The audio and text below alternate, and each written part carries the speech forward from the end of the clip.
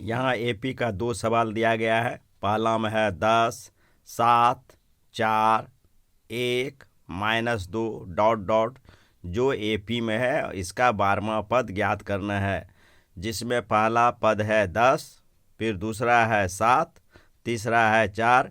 तो यहाँ हम देख रहे हैं कि इसमें 3-3 करके घट रहा है, जबकि दूसरा है -7, फिर -5, -3, -1, फिर 1, 3 जो एपी में ही है और उसका 10वां पद ज्ञात करना है।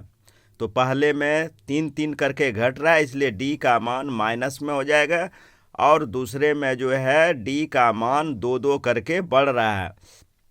चूँकि जब हमारे ऊपर कर्ज होता है और उससे कम हो जाता है तो हम लोग क्या समझते हैं कि कुछ राहत हो गया, इसलिए इसमें क्या हो रहा है कि बढ़ रहा है, संख्या का मान 2-2 करके बढ़ रहा है। जिसका प्रश्न 1 का हल हम दिए हैं, इसमें 10, 7, 4, 1, -2 डॉट डॉट एपी में है। यहाँ ए बराबर है 10 और डी बराबर है 7 -10, इसलिए कि हम A2 में A1 को घटाते हैं, A3 में A2 को घटाते हैं, A5 में A4 को घटाते हैं, यानी हर अगले संख्या में उसके जस्ट पहले वाले संख्या को घटाते हैं, और वही हमारा क्या कहलाता है, सार्व अंतर कहलाता है। तो यानी डी का मान हो गया 7 -10 बराबर -3। तब सूत्र से an बराबर a + n-1 इंटू डी होता है, जहां n बराबर है 12।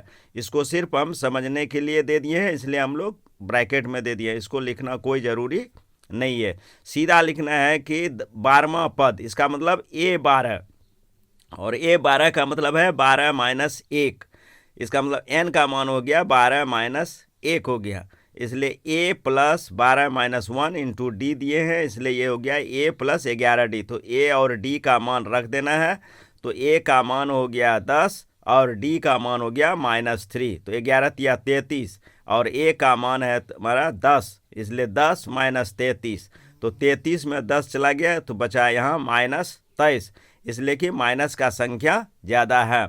और प्रश्न संख्या 2 का हम इसका आंसर वीडियो 2 में दिए हुए हैं।